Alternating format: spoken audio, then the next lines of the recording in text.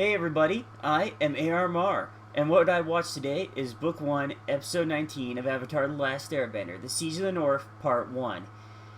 This episode starts right off with Katara fighting the other waterbending students, showing us just how much of a natural she is. Admittedly, it could have been weeks since the last episode, we don't know.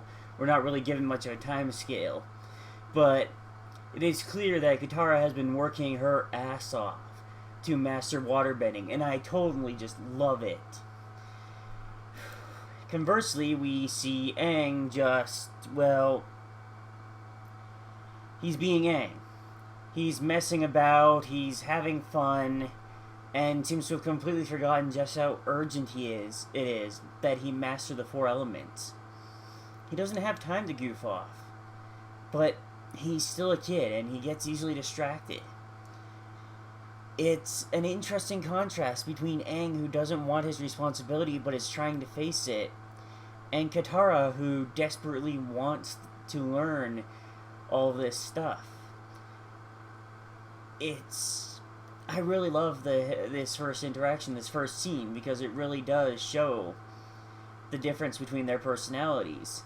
I also do like that it shows the old master having, he's definitely come along in his thinking. He's definitely a lot warmer to the idea that girls can be great warriors, especially after Katara, with all her hard work, has beaten every one of his male students. Which, again, was just really cool, and there are some great waterbending moves in these episodes.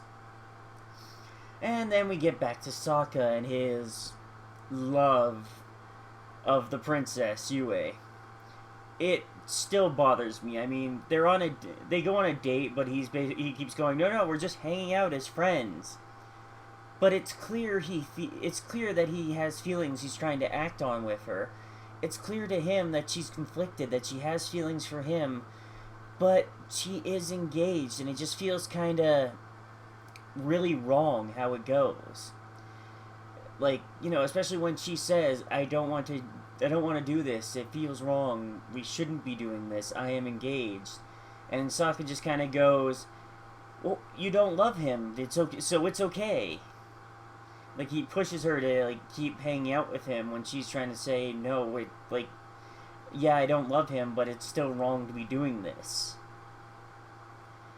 And yeah, so I'm really disliking Sokka right now.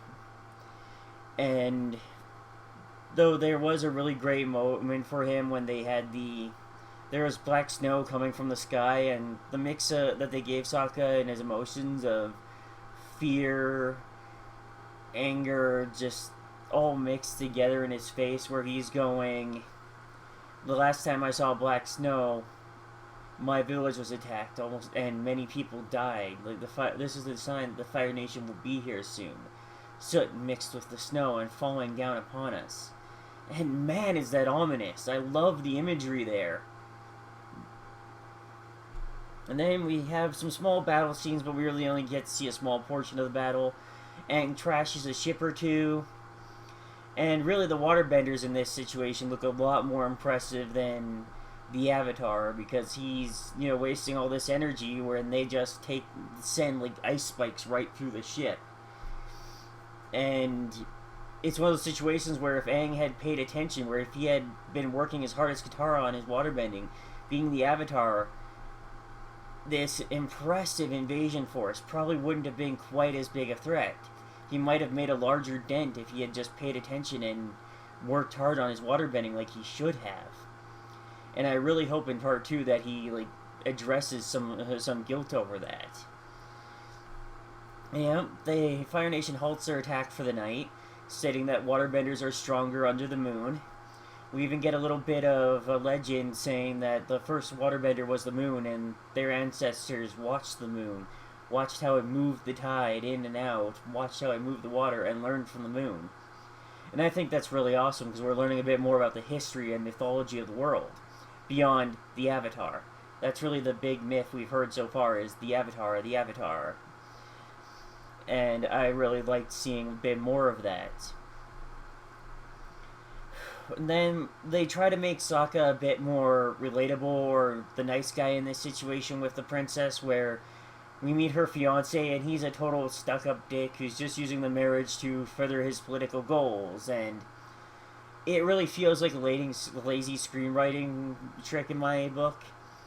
To be like, oh no, see, he's not in the wrong for for aggressively pursuing an engaged girl who has made it clear that she doesn't feel comfortable with this.